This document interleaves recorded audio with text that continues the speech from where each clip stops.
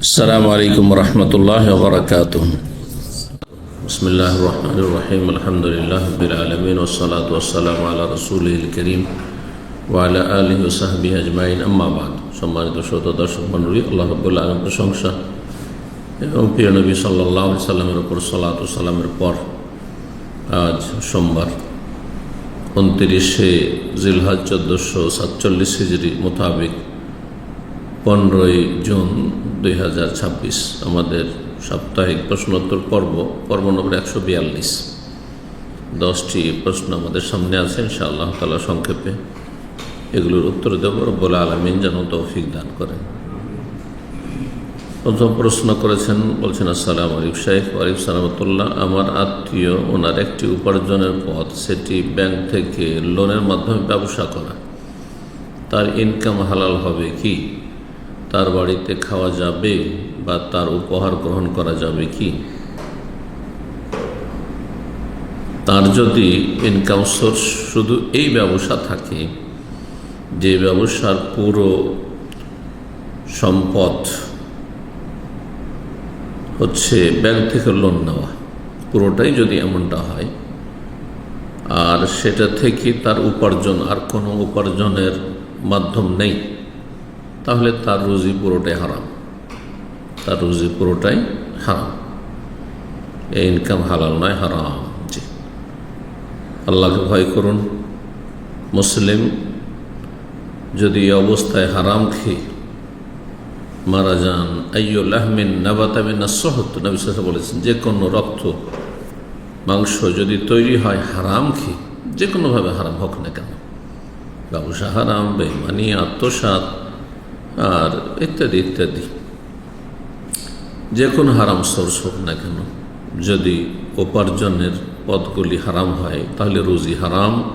ফান্নার আওলা বিহি, যে লোক হারাম খাবে তার হকদার জাহান্নাম বেশি জান্নাতের চাইতে। জান্নাত হক রাখে না যে তাকে জান্নাতে নিয়ে যাবে।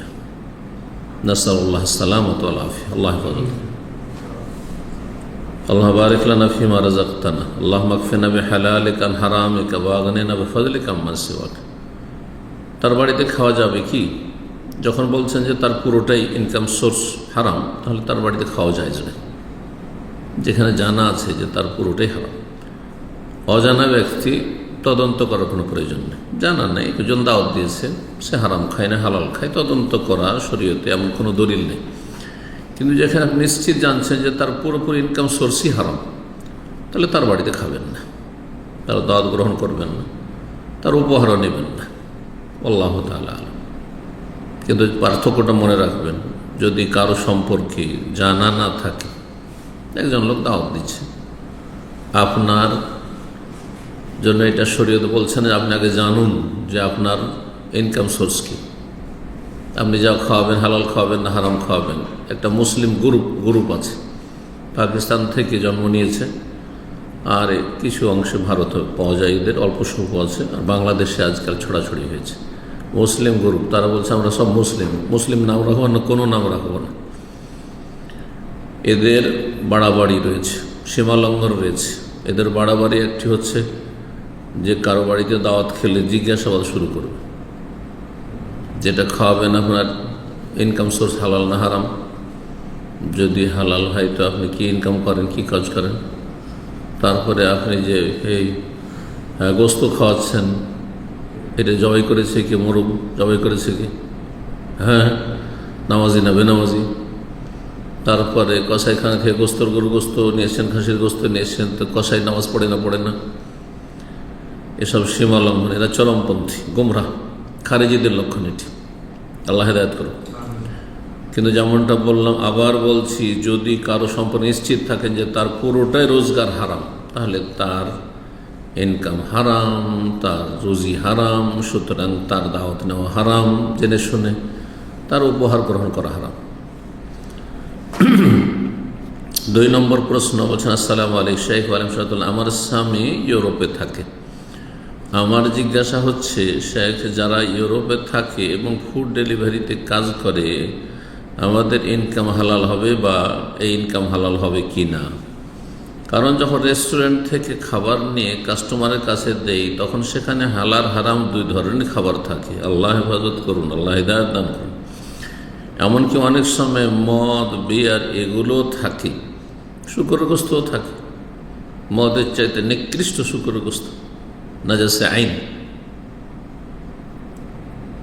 আর মদও মূল খাবাইস, কোনোটাই কম না। সমস্ত হারামের মূল শেকড় জড় হচ্ছে মদ। মদ খেয়ে মানুষ যে কোনো পাপে লিপ্ত হইতে পারে। শিরক, কুফরি, খুন করা, জেনা, ব্যভিচার, ধর্ষণ, ভাবন, কিছুই তার কাছে পার্থক্য নেই। জি, নেশাগ্রস্ত ব্যক্তির মূল খাবাইস হাদিসে বলেছেন নবী সাল্লাল্লাহু আলাইহি ওয়াসাল্লাম। বর্তমানে অনেক বাঙালি এই কাজ করে, হারাম কাজ করে, এদের রুজি হারাম। এখন আমার স্বামীকে এই কাজ করতে পারবে? মোটেই পারবে না। আল্লাহ হিদায়াত দান করুন, আল্লাহর ভয়ভীতি দান করুন। ওখানে হালাল কাজ পাওয়া কঠিন। কঠিন হলে মুসলিম দেশে ফিরে আসবে, মুসলিম দেশের মানুষ, বাংলাদেশের মানুষ ফিরে আসবে। অথবা এমন অমুসলিম দেশে যাবে যদি নিরুপায় থাকে, কাফের দেশ থেকে গেছে ধরেন, আপনার সামনে দুটো অপশন। এটাও কাফের দেশ, আপনি যেখানকার আসল নাগরিক, হ্যাঁ, অরিজিন, আর যেখানে যাচ্ছেন সেটাও কাফের দেশ। দুটোর মধ্যে তুলনা করবেন যে আহওয়ানুল বালিয়াতেন, দুটোই বালা মুসিবত, এর মধ্যে কোনটি আমার জন্য হালকা। দুটো গ্রাম আছে, আপনার সামনে অপশন। আপনার গ্রামে শিরক, বেদাত, কুফরি বাধ্য করবে বেদাত করার জন্য অথবা পাপ করার জন্য। অন্য আর একটি গ্রাম আছে, কেউ কাউকে বাধ্য করবেন না, কিন্তু সেখানেও পাপীরা বাস করে। তাহলে এটা হচ্ছে আহওয়ানুল বালিয়া, দুটোই বালা। ওখানেও পাপ আছে, এখানেও পাপ আছে, কিন্তু এখানে পাপে বাধ্য করছে। এই গ্রাম ছেড়ে দিয়ে, এই দেশ ছেড়ে দিয়ে, এই অঞ্চল ছেড়ে দিয়ে অন্য জায়গায় নিরাপদ স্থানে যথাসাধ্য, ভালো থাকতে বন্ধতে যাবেন না। আমার আপনার সামনে যদি মুসলিম দেশ অপশন থাকে যে আমি সেখানকার নাগরিক হইতে পারবো, তাহলে কাফের দেশে নাগরিকত্ব নেওয়া কোনো সুযোগ নেই। আল্লাহ বোঝার তৌফিক দান করুন। যদি দেখা যায় যে এখানে আমাকে হারাম রোজগার করতে হচ্ছে, তাহলে সে রোজগার ছেড়ে দিয়ে মুসলিম দেশেও হালাল রোজগার ব্যবস্থা আছে। আপনি রেস্টুরেন্টের কাজ না করে ট্যাক্সি চালান, হালাল রোজগার মোটামুটি কিছুটা বাঁচতে হবে, আপনাকে সতর্ক থাকতে হবে যাতে করে হারামের সম্মিশ্রণ না হয়। জি, আল্লাহর ভয় ভীতি থাকলে মেলা ব্যবস্থা হবে। জি, ফাত্তাকুল্লাহ মাস্তাতাতুম, যথাসাধ্য আল্লাহকে ভয় করো, আল্লাহ বলছেন। 3 নম্বর প্রশ্ন বলছেন, আসসালামু আলাইকুম শাইখ। ওয়ালাইকুম সালাম। আমার পিতা আল্লাহর রাস্তা ধরেছে, আলহামদুলিল্লাহ। বিড়ি খাওয়া, টিভি দেখা বন্ধ করেছে, তবে অহংকার কমেনি। আল্লাহ হেদায়েত করুক। কিছুটা হেদায়েত হয়েছে বলা যায়। ভুল হলেও কারোর নিকট নত হয় না। নত আল্লাহর সামনে হবে, কিন্তু ভুল স্বীকার করতে হবে। ভুল করলে ভুল স্বীকার করতে হবে, বিনয়ী হইতে হবে, ক্ষমা চাই না। অহংকারী আল্লাহ পছন্দ করেন না। অহংকার মানুষকে ধ্বংস করে দেয়, বরং তুচ্ছ তাচ্ছিল্য করে। আল্লাহ হেদায়েত করুন। ভাতে যাদের সাথে ঝগড়া, মারামারি, মামলা হলে কথা বলা বন্ধ করে, এটি আমাদের গ্রামের রোগ। এত মন ছোট বাঙালি জাতির, গ্রামে গঞ্জে যারা বাস করে বিশেষ করে তাদেরকে আমি খুব চিনি। এত মন ছোট যে সামান্য একটা কথার জন্য বলছে তোকে পাবো না, আচ্ছা ঠিক আছে, বিয়ে শাদিতে পাবে, মরার সময় পাবে, হ্যাঁ সহযোগিতা করবে না। আর কিছুতে না পেলে কোরবানির গোস্ত, ওই যে 1 টুকরো 2 টুকরো, বেশি দেবে না কিন্তু গোটা গ্রামে দেবে আবার 1-2 টুকরো করে গোস্ত। যখন দিতে আসবে বলছে তোর গোস্ত নেব না। আকিকার গোস্ত দিতে যাবে, তোর গোস্ত নেব না। হ্যাঁ, তোর সাথে আমার মিল মহব্বত নেই, সম্পর্ক নাই। সেই জন্য এসব করে থাকে জাহেল মূর্খরা, মূর্খ সমাজ। আল্লাহ হিদায়াত দান করুন। মন অত্যন্ত ছোট, সংকীর্ণ। যাদের মন যত ছোট, যত সংকুচিত, আল্লাহর রহমত, আল্লাহর বরকত তাদের জন্য খুব সংকুচিত। আনফিক ইউনফিকিল্লাহ আলাইক, তোমার মনটা বড় করো, আল্লাহ বড় কিছু দেবেন। তুমি খরচ করো, তুমি উদার হও, আল্লাহ উদার হস্তে দান করবেন। বলি আদাহ মবসুতা দান। জি, পরীক্ষিত জিনিস এসেছে, কোরআন সুন্নাহর কথা। বলছেন সে মসজিদের সভাপতি, এরকম অযোগ্য মানুষকে কে সভাপতি বানিয়েছে? সবাই যদি অযোগ্য হয় তাহলে কি করা যাবে? গোটা গ্রামে যদি কানা থাকে তো কোনো একজন কানাকে তো দায়িত্ব দিতেই হবে। জি, নাহলে এরকম অযোগ্য লোককে না দিয়ে এর চাইতে ভালো মানুষ, আল্লাহ ভীরু, বিনয়ী, ভালো মানুষ, আখলাক চরিত্র ভালো, আল্লাহর সাথে সম্পর্ক ভালো, আর গ্রামের মানুষের সাথে, মসজিদে মুসল্লিদের সাথে সম্পর্ক ভালো, আচরণ ভালো, এইরকম লোককে দায়িত্ব দিতে হবে মসজিদের, মাদ্রাসার। 2 বার ওমরা করেছে, আল্লাহ কবুল করুন, ভুল ত্রুটি সংশোধন করে তওবা করা তৌফিক দান করুন। সেখানে বেশ বেদাত করেছে, আল্লাহ হেদায়েত করুন। বেদাতে আমল কবুল হবে, মুখে ছুঁড়ে ফেলা হবে, আল্লাহ হেদায়েত করুন। তার বয়স 65-র অধিক।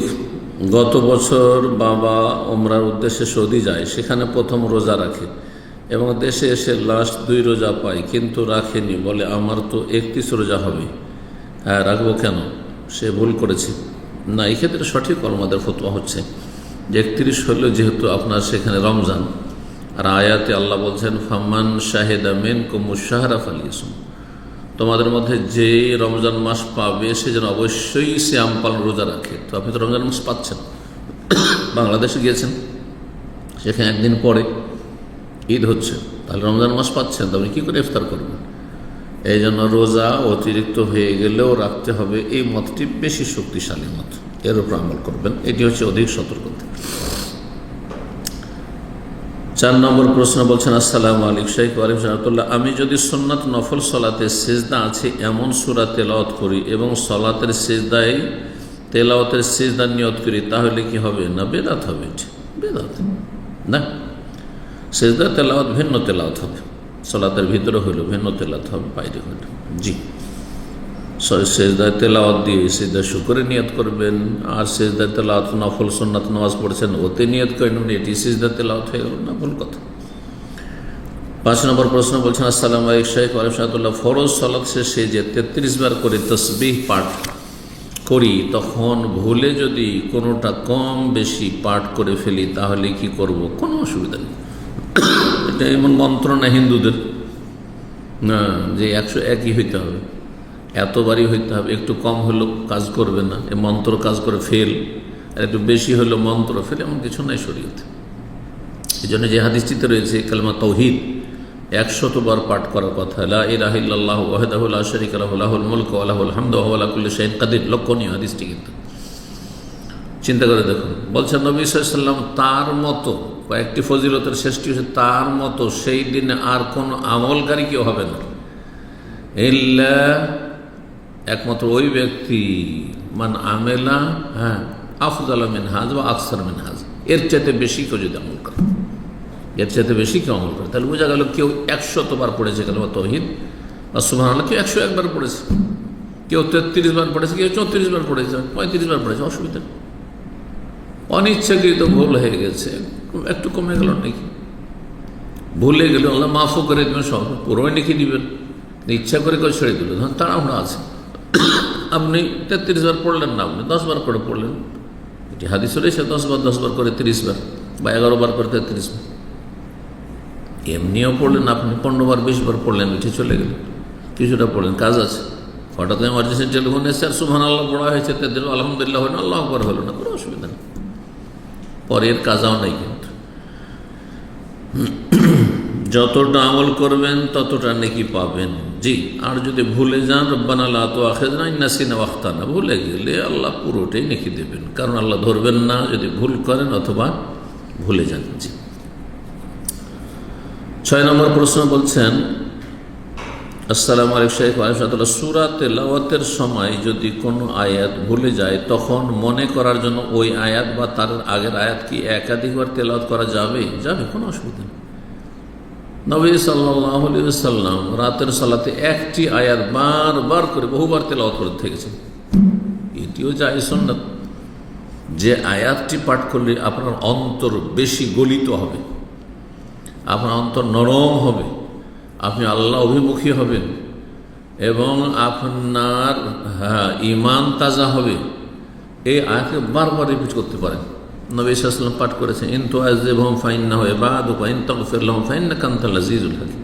আল্লাহ, আমার উম্মতকে যদি আযাব দাও, পাপীদেরকে আযাব দাও, মুসলিম সমাজের, তো তুমি ফাইন্নাহু ইবাদুকা, তোমারই বান্দা ওরা, তুমি তোমার বান্দাকে আযাব দেবে, তোমার বান্দাকে তুমি ভালোবাসো, যদিও তারা গুনাহগার পাপী অনেকে, যদি আসল ইসলাম টিকে থাকে। ওয়াইন তাগফির লাহুম, আল্লাহ যদি ক্ষমাই করে দাও তাহলে তোমাকে কে বা বলবে যে শোকজ করতে, কেন ক্ষমা করলে? বলার আছে? আল্লাহর ক্ষমা আল্লাহ করলেন, আল্লাহ সব কিছুরই মালিক। ওয়াইন তাগফির লাহুম ফাইন্নাকা আনতাল আজিজুল হাকিম, আল্লাহ তুমি মাফ করে দাও তাহলে তুমি হচ্ছ সর্বজয়, জি মহাপরাক্রান্ত। আপনার সামনে কেউ বলার নেই, করার নেই, কোনো কারো কোনো অধিকার নেই, এবং তুমি প্রজ্ঞাবান। জি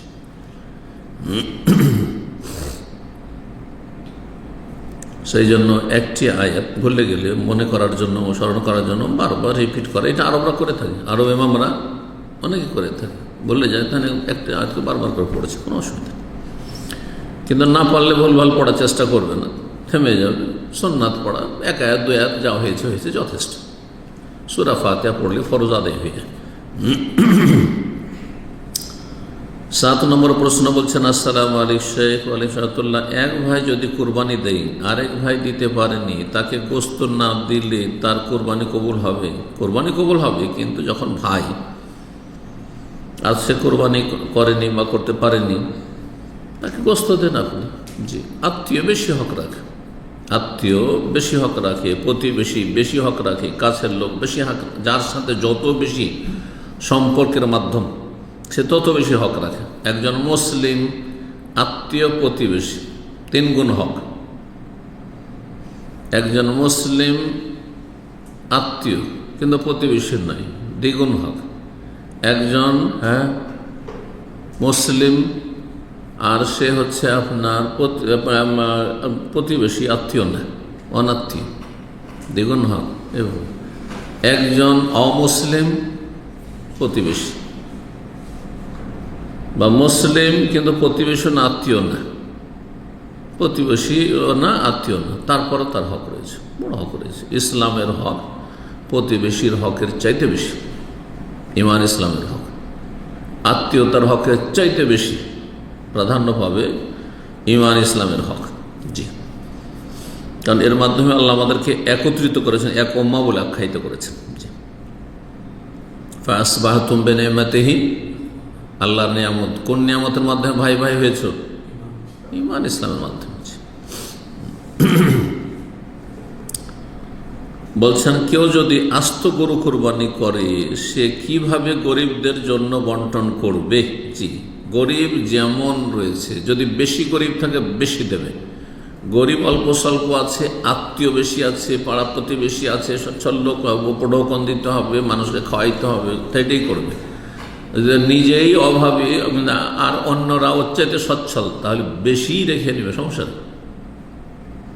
দিন খুব সহজ। কোরবানির বিষয়টি, কোরবানির গোস্ত ভাগ বন্টনের বিষয়টি অত্যন্ত সহজ। যেমনটা প্রয়োজন তেমনটা করবেন, যেমন অবস্থা তেমন ব্যবস্থা। নিজে যদি সবটাই কোরবানি দাতা রেখে নেই যে আমারই প্রয়োজন, আমার ছেলেমেয়ের প্রয়োজন, অভাবের সংসার, তাও কোরবানি হবে।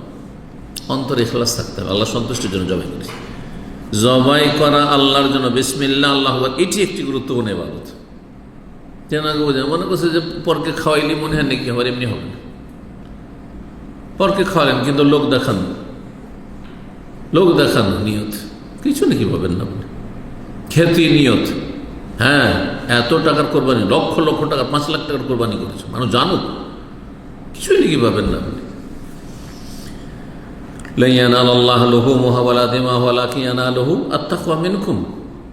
আল্লাহ সূরা হজে বলছেন যে কোরবানি, হাদির, পশুর গোস্ত আল্লাহর কাছে পৌঁছে না, ওয়ালা দেমাহ, রক্ত আল্লাহর কাছে পৌঁছে না। আল্লাহ এগুলো চান না। কি চান? ওয়ালাকে ইয়ানা লহু তাকওয়া, তোমাদের আল্লাহ ভীতি, আল্লাহর ভয় ভীতি, তাকওয়া। কতটা আল্লাহর ভয় নিয়ে কাজ করছো, কতটা নিঃস্বার্থ হয়ে কাজ করছো। তারপর অভাব আছে, আপনার ছেলে মেয়ে, আপনার স্ত্রী, আপনার পাড়া প্রতিবেশীর সাথে বেশি হক রাখে। গোটা বছর হয়তো গোস্ত কিনতে পারবে না, গরু বা খাসির গোস্ত কিনতে পারবে না। এই কোরবানি কোন রকম করে করেছে, আর সব পাড়া প্রতিবেশীকে দিয়ে দিতে হবে, অথচ তারা আপনার চাইতে ভালো হইতো, আর্থিক দিকে সচ্ছল। বিষয়টি চিন্তা করুন যে আপনার ছেলে মেয়ে, স্ত্রী, পরিবার সদস্যরা আপনার ভাইয়ের ছেলে মেয়ে চাইতে, বোনের ছেলে মেয়ে চাইতে, গ্রামের ছেলে মেয়ের চাইতে, গ্রামের পাড়া প্রতিবেশীর চাইতে বেশি হক রাখে না? সবচেয়ে বেশি কাছের মানুষ। তাহলে তাদেরকে খাওয়ান, সেটি গুরুত্বপূর্ণ ইবাদত। এই জন্য তো হাদিসে রয়েছে যে এমন কি মুমিন বান্দা যে তার স্ত্রীকে একটা লোকমা খাওয়ায়, ওটাও কি সাদাকা, সাদাকা। অথচ স্ত্রীকে খাওয়াচ্ছেন বেশ কিছু স্বার্থে, এর শারীরিক স্বার্থ আছে, মানসিক শান্তি স্বার্থ আছে, তারপরে আমার সংসার এতগুলি কাজ করছে, এতগুলি ছেলে মেয়ে মানুষ করছে, হ্যাঁ হ্যাঁ, তার সাথে আমার ভবিষ্যৎ জড়িত আছে, সে আমার সবচেয়ে হিতাকাঙ্ক্ষী, ইত্যাদি ইত্যাদি, দুনিয়ার মেলা স্বার্থ আছে। তারপরে আপনি একটা লোকমা জুটাচ্ছেন, এই যে ভরণ পোষণ দিচ্ছেন, এটিকে নবী সাল্লাল্লাহু আলাইহি ওয়াসাল্লাম কি বলেছেন? সাদাকা। হাত্তা লোকমা ইয়াযাউহা ফি ফি ইমরাতিহি, স্ত্রীর মুখে যে তুলে দিলেন, মানে বাস্তবে তুলে দেওয়া আবশ্যক না, মানে ব্যবস্থা করলেন আপনি, সংসার খরচ দিচ্ছেন, এটিকে সাদাকা বলেছেন। জি, আজরুল কারাবা, দ্বিগুণ আজরুল সাদাকা, আজরুল কারাবা, একটা দান করলে তাহলে সবচাইতে নিকটাত্মীয়কে, আপনার স্ত্রী ছেলে মেয়ে না, আপনার স্ত্রী সবচেয়ে বেশি নিকটাত্মীয় অন্যদের চাইতে। আল্লাহ বুঝার তৌফিক দান করুন। কিন্তু আমাদের দেশের মানুষরা ভুল বুঝে, এই জন্য কি করে বলছেন, আমরা ছোট থেকে দেখেছি 7 ভাগ দিলে সেটাকে 8 ভাগ করে। এগুলো বিদাতি কাজ। 7 ভাগ দিবে আর 8 ভাগ করবে, অন্যটাও কেন ভাগ করবে? আরে ভাই, আপনার সাথে আমি ভাগে কোরবানি দিচ্ছি, আমারটা ভাগ করার অধিকার কি আছে? আমারটা পুরো গোস্ত দিবেন আপনি, 7 ভাগের 1 ভাগ আমি পাবো। আমি কি দান করবো না করবো সেটা আমার বিষয়, এটা জায়েজ নাই, বল কাজ এটি। জানি না কোন অঞ্চল থেকে প্রশ্ন করেছেন, নিশ্চয় বাংলাদেশে কোনো অঞ্চল হবে, কিন্তু এটা আমি প্রথম শুনছি, এই প্রথমে প্রশ্নে জানতে পারছি যে 7 ভাগ আর কোরবানিকে 8 ভাগ করবেন, আর তারপরে 8 ভাগ করে 1 ভাগ গরিব মিসকিনকে দিয়ে দিল। হ্যাঁ, 5 ভাগ দিলে সেটাকে 6 ভাগ করে অতিরিক্ত ভাগটি মাঠ থেকে গরিবদের মাঝে বিতরণ করে দেয়। এই অধিকার কে দিল? আমি 7 ভাগের 1 ভাগের মালিক, এটা আমার কোরবানি, আর সবাই মিলে যুক্তি করে আমার থেকে একটা অংশ নিয়ে নেবেন আপনি না, আমি আমার স্বাধীন মতো কাকে কি দেব না দেবো সেটা আমার বিষয়। ভাগ হইল, এটা শরীয়তের কথা, এটা জায়েজ নয়, হারাম কাজ, এটা নাজায়েজ কাজ, এটি অন্যের হস্তক্ষেপ করা। আপনি আপনারটা দান করবেন, ঠিক আছে, আপনার ছেলে মেয়েকে না খাওয়িয়ে পুরো দান করেন, 3 ভাগের 1 ভাগ করেন, 7 ভাগের 1 ভাগে যা পেলেন ওটা নিয়ে গিয়ে আপনি 3 ভাগের 1 ভাগ করে দান করেন, 1 ভাগ আত্মীয় স্বজন খাওয়ান, যা পারবেন তাই করেন। কিছু ওলামারা যেমন বলেছেন, কিন্তু এটাও এমন কোনো সুন্নাতে মুআক্কাদা নাই যে 3 ভাগের 1 ভাগ করতে হবে। কেউ কেউ এটা করেছে। জি, ফরজ তো দূরের কথা, ওয়াজিব তো দূরের কথা। বলছেন যে তবে 7 ভাগকে 8 ভাগ করাকে ঠিক আছে না হারাম, নাজায়েজ কাজ, এটি বেদাত। পশুর চামড়ার টাকা মসজিদ, মাদ্রাসা বা ফকিরকে দান করা যাবে কি?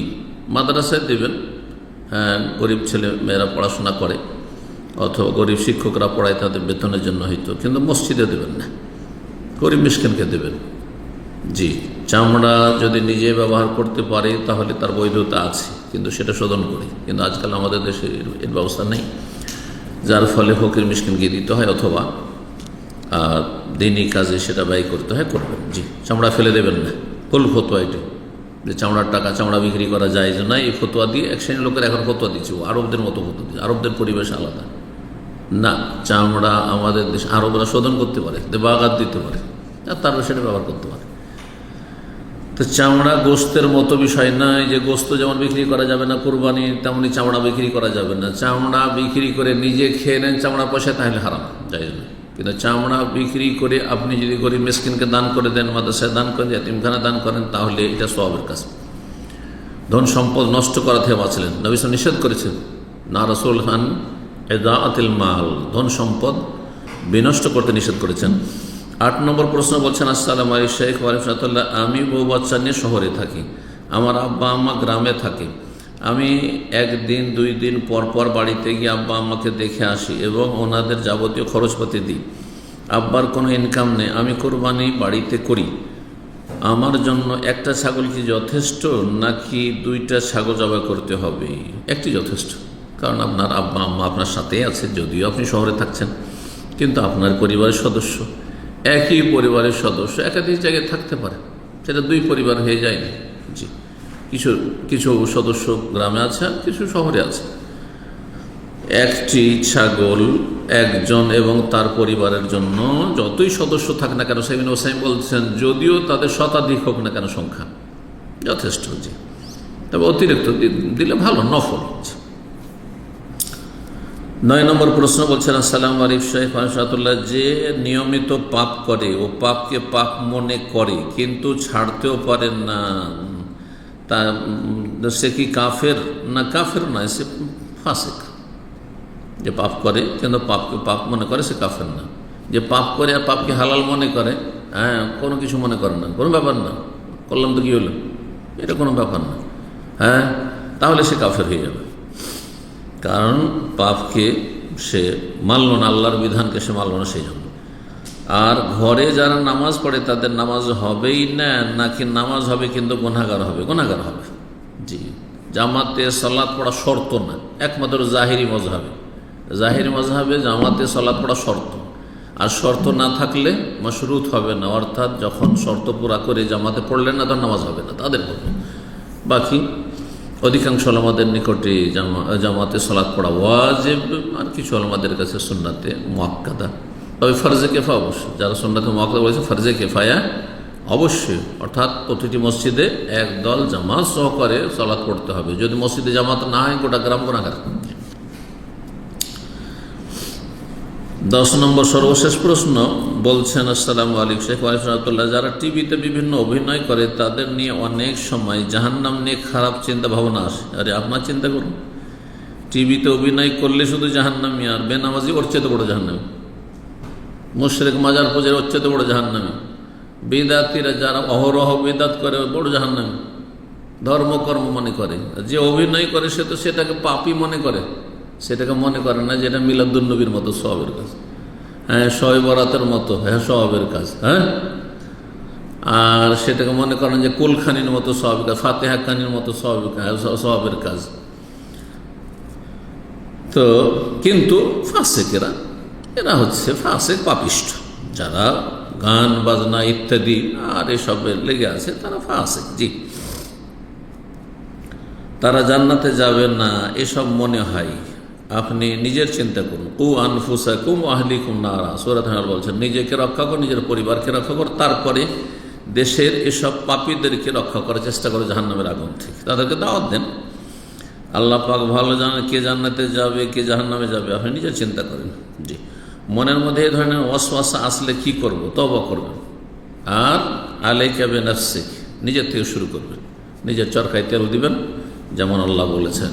নিজেকে যদি বাঁচিয়ে নেন, আল্লাহ একটি আয়াতে বলছেন, যখন দেখবেন যে কেউ আমার দাওয়াতে সাড়া দিচ্ছে না, কেউ আমার উপদেশ নিচ্ছে না, ভালো কথা শুনছে না, আল্লাহ এই মর্মে একটি আয়াত রয়েছে গুরুত্বপূর্ণ, ইয়া আইয়ুহাল্লাযীনা আমানু, হে ঈমানদার, আলাইকুম আনফুসাকুম, তোমরা নিজেকে রক্ষা করো, লা ইয়াদুররুকুম মান দাল্লা ইযা হাতাদাইত, তোমরা যদি হেদায়েত পেয়ে যাও, জান্নাতের পথে থাকো, হেদায়েতের পথে থাকো, তো লা ইয়াদুররুকুম, কে গোমরাহ হইল, পথভ্রষ্ট, জাহান্নামে ডানে বামে পড়ে গেল জাহান্নামে, এতে তোমাদের কোনো ক্ষতি নেই। কিন্তু আপনাকে চেষ্টা রাখতে হবে। আমি দাওয়াত দিলাম, কেউ কবুল করছে না, গোটা বিল্ডিং একটাও কেউ নামাজ পড়ে না, আর তাদেরকে আমি ভালোবাসাতে মাঝে মধ্যে দাওয়াত দিই, কিন্তু আর শোনে না, থামার তাতে কি, কিছুই না, কিছুই হবে না। আবার লা ইয়াদুররুকুম মান দাল্লা ইযা হাতাদাইতুম, তোমরা নিজেরা যদি হেদায়েতে থাকো, তা কে গোমরাহ হলো, কে জাহান্নামে গেল, তাতে কোনো তোমাদের লোকসান নেই, আল্লাহ বলছেন, লা ইয়াদুররুকুম। আল্লাহ বুঝার তৌফিক দান করেন, ভালো আমলের তৌফিক দান করেন, নিজের নিয়ে চিন্তা করার তৌফিক দান করেন, নিজের নিয়ে ব্যস্ত থাকার তৌফিক দান করেন, দিন দুনিয়া আল্লাহ আমাদের ভালো করুন। সুবহান রাব্বিকা রব্বিল ইজ্জাতি আম্মা ইয়াসিফুন ওয়া সালামুন আলাল মুরসালিন ওয়া আলহামদুলিল্লাহি রাব্বিল আলামিন।